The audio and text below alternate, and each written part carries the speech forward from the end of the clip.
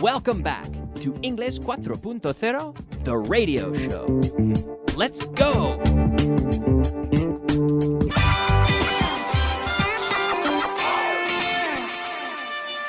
Intermediate. Hello, friends, and welcome back to the program. Welcome to Intermediate, class number 157. And before starting the program, before starting the review of yesterday's material, I'd like to comment on a question from a listener named Kuka. I'm not sure where Kuka is from, but I got her email, her message here. In fact, it was passed on by her tutor here in the course because Kuka had a question about the use of before plus gerund. So like I said, before reviewing yesterday's material, I'll talk about this. Before continuing on, let's discuss this issue, this grammar issue. And basically, Kuka said, I thought that the word before was always followed by the ing, by the gerund.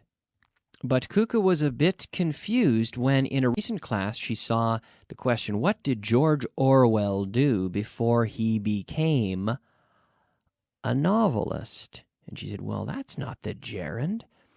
But in order for us to apply this rule, Kuka, and it's the same with after or before, after doing, before becoming, with the gerund, we have to make sure that we don't have anything else between the verb, between the word before or after and the verb, except for an adverb. This rule we're applying here still applies if it's an adverb. But here, in the case of the George Orwell example, what did George Orwell do before we have a pronoun there. So once we have that pronoun immediately after the word before, we don't have to apply this same rule of it must be a gerund to the verb. So here we're going to conjugate that verb, and we're going to say, what did George Orwell do before he became? We're going to conjugate it in the past because this was years and years ago. What did George Orwell do before he became a novelist? But of course we could say, what did George Orwell do before becoming a novelist? Sure. What did George Orwell do before he became a novelist? But if you have that pronoun in there, then you can't have the pronoun followed by the gerund, okay? So what did George Orwell do before he became a novelist? What did I do before I became an English teacher? What did you do before you started studying this course? So now with the gerund, what did you do before? What did I do before becoming an English teacher? What did you do before starting this course? So remember, if you use the pronoun, then we're going to conjugate the verb. If there's no pronoun in there after the word before, or the same applies with the word after, then we should use the gerund, and that was the rule that Kuka brought up. So great question, Kuka, and I hope the answer helps. I know that your tutor responded and answered already, but I thought it was an interesting question and worth discussing. So remember, to all you listeners at home, keep the questions coming in through the tutor, through the website, voningles.com, voningles.com. Send us your questions. We're here to help you. We're here to support you, and we love getting your feedback as well. And I've had some questions that I've written back that I've received personally. I've given my email address a few times. Different people just responded the other day to Javier. Thank you for your question, Javier. Very good. But I can't mention all the questions on the show, but thank you for those, and keep them coming. It's good to participate. It's good. I want you to feel involved in this course.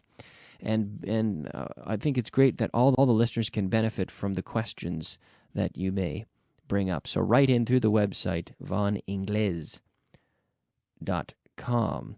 Now, I'd like to bring up something, sacar un tema, to bring up something, sacar un tema, so to bring up an idea, bring up an issue. But to bring up also means Criar, un niño. I was brought up in Canada. I was brought up by my parents. I was brought up in a town. I wasn't brought up in a city. Were you brought up in a town or were you brought up in a city? Were you brought up in a town? Were you brought up in Madrid? I asked this question yesterday. I was brought up in a small town. I was brought up on the east coast of Canada. I wasn't brought up on the west coast. I was brought up on the east coast. I was brought up by my parents. I wasn't brought up by my grandparents. I was brought up by my parents. My brother and I were brought up together. Yeah. So, bring up. Criar, in that sense, un niño. And now to bring up a topic. Did I bring up the topic of the economy in yesterday's class? No, Kyle, you didn't bring up the topic of the economy. No, I don't talk about the economy here. Did I bring up grammar? Yes. Kyle, you brought up grammar. Did I bring up a listener question at the start of this class? Yes, you brought up a listener question. A question from a listener. Okay.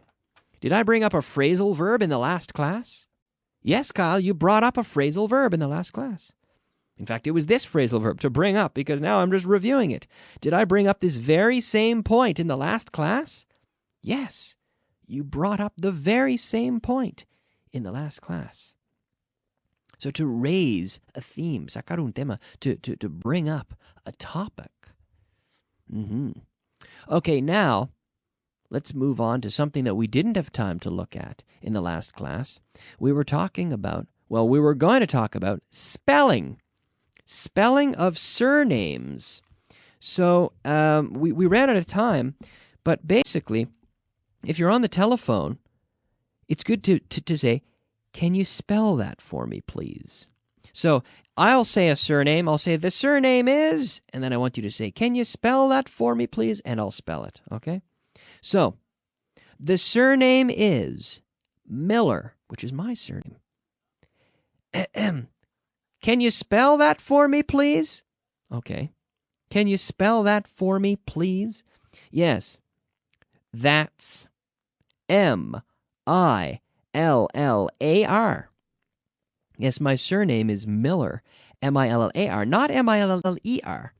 95% of all Millers in the world are M-I-L-L-E-R.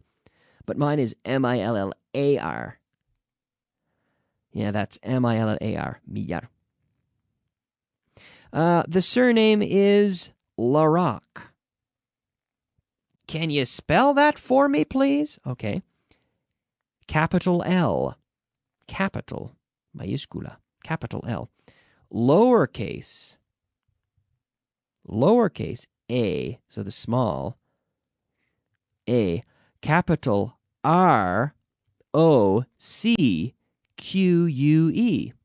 Did you get that? Would you like me to repeat it?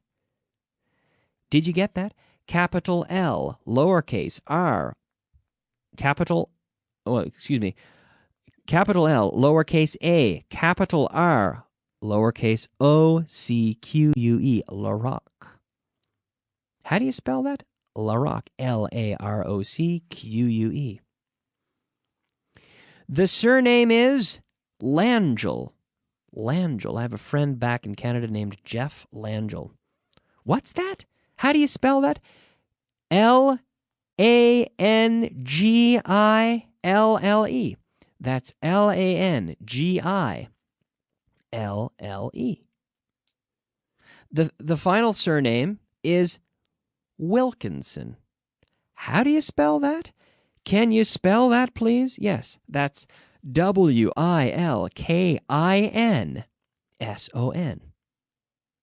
Let's review. How do you spell Miller? Did you get that? M-I-L-L-A-R. Correct. How do you spell Larocque? That's capital L, lowercase a, capital R, O-C-Q-U-E. Good. And what was the third name? Do you remember? It was Langell. Langell. Can you spell that, please? Yes. L-A-N-G-I-L-L-E. And the last name was Wilkinson. Did you get that right? Did you get the spelling? Ask me what the spelling is. Kyle, what's the spelling? Can you spell that, please? Yes. Wilkinson. Wilkinson. Okay. Good. Spelling. So this is very important. If you're taking down, if you're writing down, apuntando, if you're writing down names, you want to make sure that you get them right. So remember, we say surname. We also say last name. It's the same thing. Surname, last name, apellido. Surname or last name. We have a first name. My first name is Kyle, Kyle, and my last name is Miller, Millar. Okay, so we don't have two last names. I only have one last name. I have a first name and a last name. I also have a middle name, but middle names, people don't usually go by their middle name. They don't usually refer to their middle name with their friends or in business or anything like that. Okay, now it's time to move on and take a look at our word of the day. Word of the day. All right, our word of the day today is crudo. In terms of meat, we say raw, or also with vegetables, raw, R-A-W, raw, raw. We don't say raw, but raw. So you leave your mouth open to pronounce this raw. I sometimes eat raw carrots, but I don't like eating raw meat. Sometimes I eat sushi, though, which is raw fish, contains raw fish. Raw, crudo, raw, R-A-W. And remember, we don't roll the R like you do in Spanish. Not raw, no, raw. Okay. All right, now I'd like to talk about something. No, really, I would. I'd like to talk about something. The word something, that's right, algo.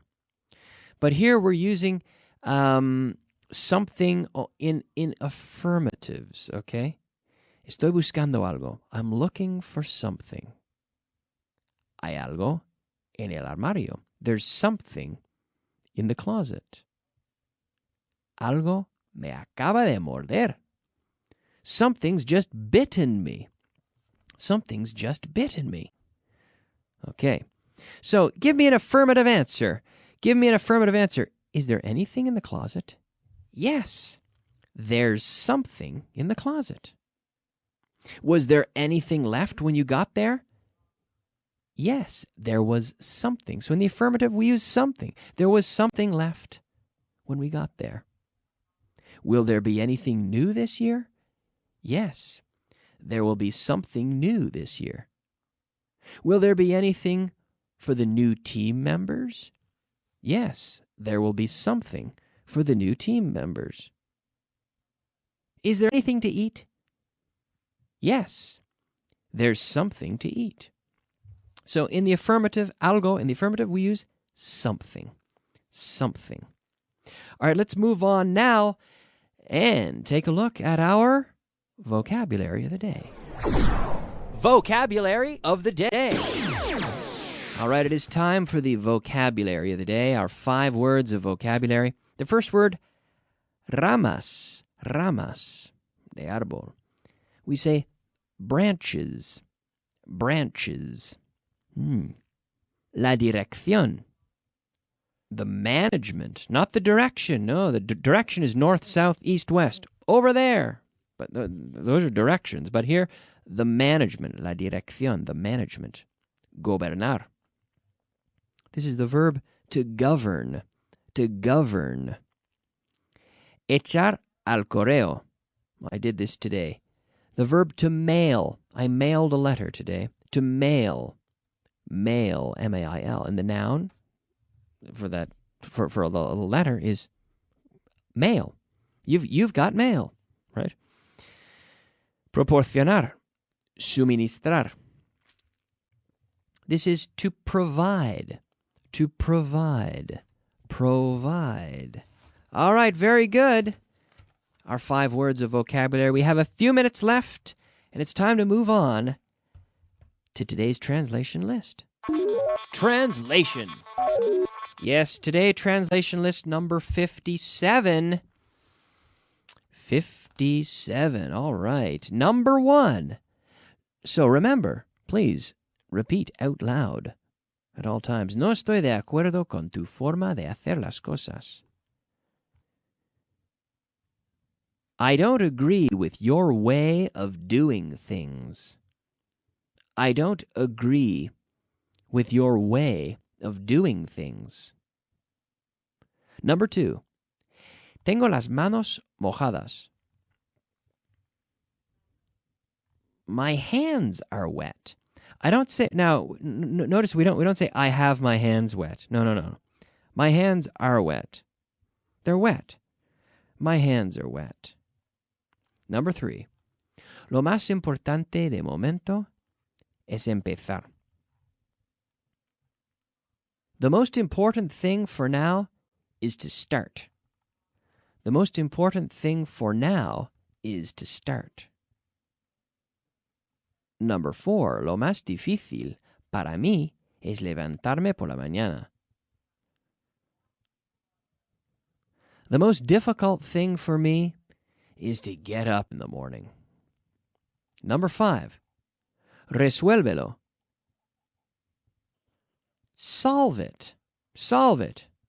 Now, there's no need for an article. There's no need for a subject. No need for a subject here because this is an imperative. Solve it. Solve it. Number 6.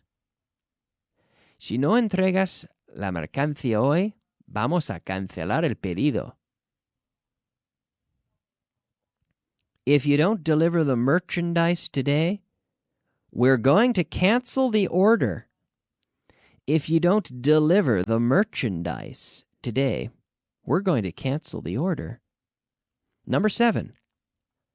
Apaga todas las luces. Turn off all the lights. Turn off all the lights. Number 8. Si quieres aprobar, mejora tu actitud. If you want to pass, that's right, aprobar, to pass. If you want to pass, improve your attitude. If you want to pass, improve your attitude. All right, folks, I would love to continue, but we're out of time, so I'm going to take a break. Remember, keep studying, keep working hard, because we only have a few translation lists left. We have plenty of classes left, but before you know it, the course will be coming to an end. So make sure you make the most of it. Listen to the programs on the radio, watch the programs on TV, follow along, work as hard as you can, and you'll be glad when it's all over. You'll be glad you worked hard when it's all over, because your English will have improved substantially. Keep working hard. Got to make that effort. Okay, I'll be back tomorrow at the same time, but I'll also be back in a few minutes with the advanced portion of today's class. Great to listen, improving your comprehension. Keep listening. See you tomorrow. Bye-bye.